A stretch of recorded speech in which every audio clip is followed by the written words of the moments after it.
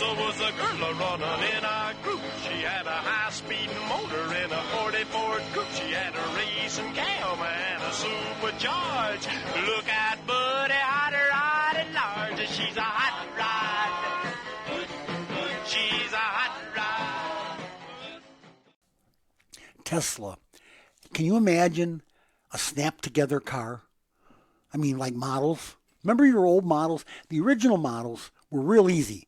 You brought the bottom and you snapped it to the top and then you snapped the back on. Right. But the newer ones, of course, you had to get little pieces and glue them and everything. Glue and all stuff, but these are going to be snap together Teslas. Okay. It's going to be cool. Tesla has combined a series of innovations to make a technological breakthrough that could transform the way it makes electric vehicles and help Elon Musk achieve his aim.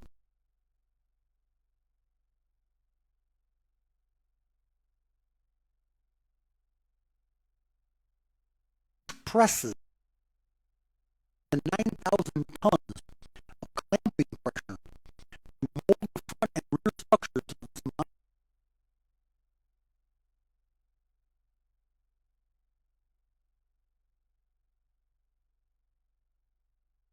In a bid to extend its lead, Tesla is closing in on the innovation and would allow it to die-cast nearly all complex underbody of the EV electric vehicle in one piece, rather than about 400 parts in a conventional vehicle.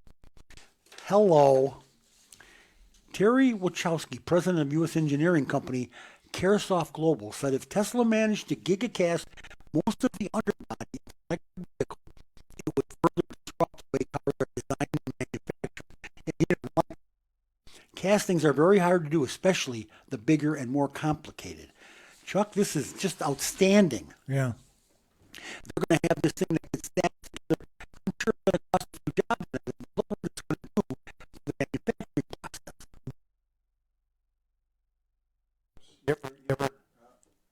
We're losing you.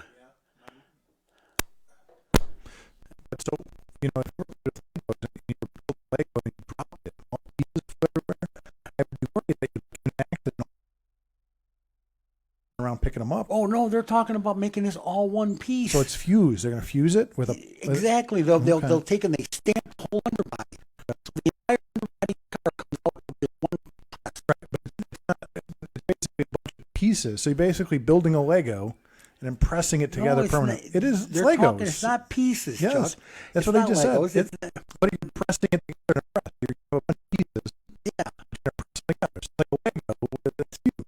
What it is, they're going to stick a big hunk of steel in one end of it, and it's going to poop out underbody of your car. You should be Elon's spokesman. You go on the news. We're going to poop out cars. We're going to poop out cars. I'm here to tell you, this is so cool. And they're going to take the top half is going to be all ready to go. Yeah. The middle, they'll put it in, they'll weld it in or bolt it in, and they'll put the top on and weld it.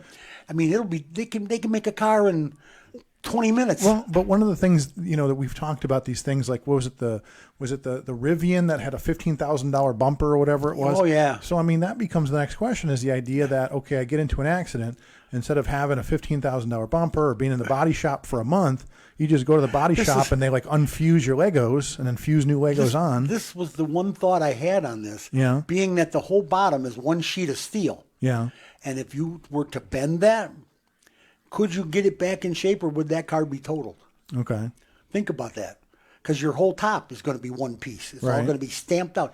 9,000 pounds of pressure. Right. So that becomes the question, is like, okay, this sounds great. And then you have a fender bender at the grocery store and it costs you $15,000.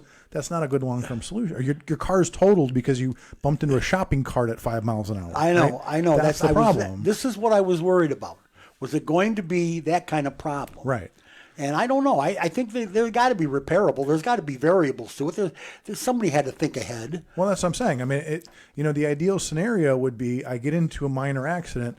I literally can go to the body shop and they can just grab me a new one and throw it on, mold it back in or whatever they do and be done with it. Get you a new top or a new bottom or a new middle or right. I don't know. But again, snap a new trunk on the back. Yeah. It's like just changing out trunks on the Legos. But I mean, that's the idea. You and your Legos. These aren't Legos. These are Legos. This is the way I imagine it. Like if a Lego breaks, you can replace it with another Lego. But Legos are a bunch of little pieces put together. Right. This is a one big stamp. Right. This is one big piece. Okay. It's pooped out, I told you. Right. Remember well, I told you about the poop out?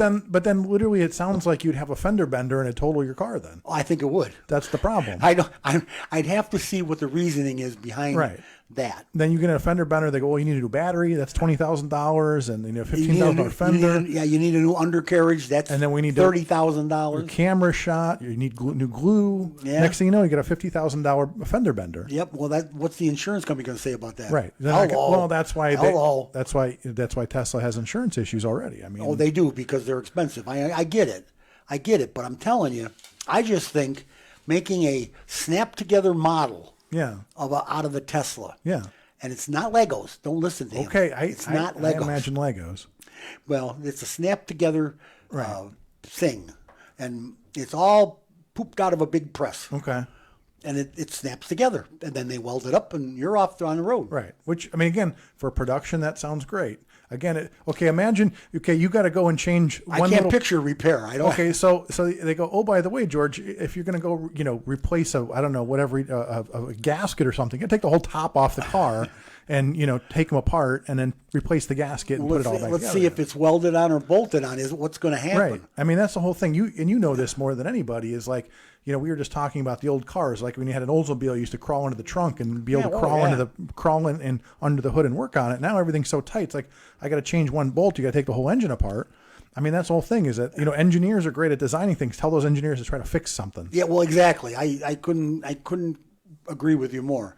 As an auto tech for 50 years, my biggest desire was to find the engineer that designs a couple of different things that I had trouble with and slap them. You got to take half the car apart to do an oil change or something. Absolutely. But I mean, that's the whole thing. Like with a Tesla, it's like the one part that's going to be the problematic one. You got to replace a simple little motor. It's 2 bolts, but by the way, you got to take the top off, and it's 50 hours of labor. Yeah, you can't get it out of the car. You got to take the bottom down. Right. I can't imagine what a Tesla repair shop is going to look like. It's going to look like one of those Hot Wheels sets. They're going to pick up the car and move it over. Overhead cranes. Right. So again, everything sounds great in theory until you got to fix it, and it's $50,000. Oh yeah, it's not going to be. I don't know. I like I say, I reserve my enthusiasm on that. We hope that Elon, being the guy that he is, has thought that through. Yeah, you and me both. You and me both. The engineer that he says he is.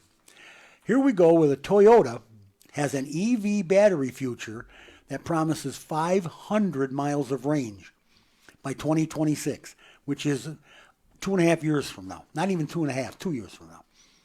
Toyota's entry into the electric vehicle sweepstakes has so far been more like a toe dipped in the pool because they're not sure. But it has now outlined a full speed ahead plan focused on developing battery tech that can lead to a range of 500 miles by 2026 in its next generation electric vehicles. And according to its blue sky battery roadmap, the Japanese giant sees coming in 27-28 the first solid-state battery, which would offer 1,000 kilometers or 620 miles of range and take up 80% charge in 10 minutes. I mean, that's not bad. Eventually, Toyota products' advanced cell technologies could extend on electric vehicles' driving range to more than 750 miles and further down the line as much as 900 miles. So we'll have to talk about this in the next segment because we got a couple of things to catch up on. The UAW strike, for instance. Oh, I've got that too. But we also need to talk about EVs. There's been a lot that's happened in the EV market. I got that too. Okay, and it's going downhill. So stay tuned. Things are not pretty on the electric vehicle market. A lot of people are talking about putting the brakes on the EVs. Absolutely.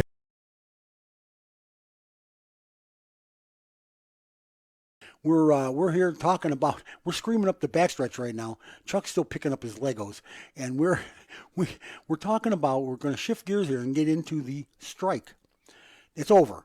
The UAW strike is all but over. When we started it, you remember the last live show we did, we had a guest from Ford, and he was here and we talked about it and blah, blah, blah. And now a scant 6 weeks later, it's over. But there were some ramifications. And we need to talk about these, Chuck. First of all, a costly strike by the UAW resulted in major victories for union workers, and it did.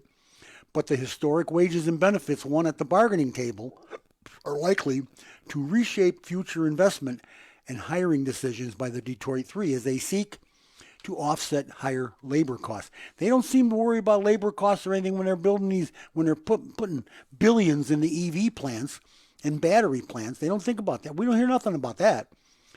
While roughly 57,000 Ford Motor Company hourly employees must still ratify a tentative agreement announced this week. The automaker agreed to boost top wages to more than $41 an hour, Chuck, by 2027 and restore most concessions the union made in the past 2 decades. Well, it should have happened. That should have happened for sure. The proposed deal also brings back cost of living adjustments, gets new hires to top wages more than twice as fast, and significantly improves pension and 401ks. It gives most workers an immediate 11% raise and more than 4 times the gains they received in Ford's previous contracts. I read a story the other day where the factory that went on strike first, the Ford factory, they were the first ones to jump on this thing and ratify it and say, hey, it's no problem. And again, here's Ford. Ford is committed to putting $400 million into the 2 Chicago area plants. These are the ones that struck first. The company will invest $400 million at its Torrance Avenue factory where it builds the Explorer SUVs, says Chris Pena, president of UAW Local 551, which represents about 6,000 workers at the plant. Ford invested $900 million in the plant in 2015. Ford also says it will invest $30 million at its stamping plant down the street, just not that far away, in Chicago Heights, Illinois, which employs about 1,200 workers and supplies the Torrance Avenue assembly line, brings them parts. Ford took a big hit, but now here, and every year, Ford is the only one to do this that I remember. Every year there's contract negotiations, and if there's a threat of a strike, or even if the contract negotiations go correct and are fine, Ford ends up putting money into plants, spending money. That's what these union guys want. They don't want to have this where, now we're on strike and they're going to close this plant on us. So they want to know that Ford's committed to settling the strike, paying the right wages, and keeping this plant.